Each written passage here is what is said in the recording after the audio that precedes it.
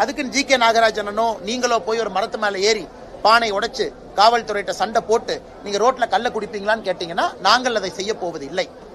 சட்டப்படி தடையை தகர்த்து விட்டு களத்துக்கு வர்றோம். ஏன்னா அதுதான் ஒரு அரசியல் கட்சிக்கான அழகு.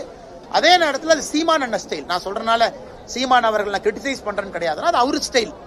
முதல்ல இருந்து அவருடைய அரசியல் அந்த ஸ்டைல்ல பண்ணணும்னு விரும்புறாங்க. பாரதிய ஜனதா கட்சி ஒரு பொறுப்பான கட்சி, மத்திய ஆட்சியில் இருக்கும். நாங்க ஒன்றொன்றும் எடுத்தோம் கவிழ்த்தோம்னு பண்ணணும் அப்படின்னாங்கன்னா ஆட்சியில் இருக்கக்கூடிய கட்சிக்கு அழகில்லை. அதனால் எங்களுடைய ஆதரவு கல் இறக்கும் போராட்டத்திற்கு இருக்கு. விவசாயிகளுக்கு எங்களுடைய ஆதரவு கல்லின் மீது இருக்கக்கூடிய தடையை நீக்குவதற்கு இருக்கு. அதை சட்டப்படி நீக்கிவிட்டு நாங்க களத்துக்கு வர்றோம். ஆனா நீங்க மரத்த மேலேறி பானையை கட்டி இறக்கி கொண்டு வந்து குடிப்பீங்களா அப்படிங்கிற கேள்விக்கு விவசாயிகள் இறக்கி கொண்டு வரும் பொழுது குடிக்கிறோம். கேஸ் எங்க மேல போட்டுங்க.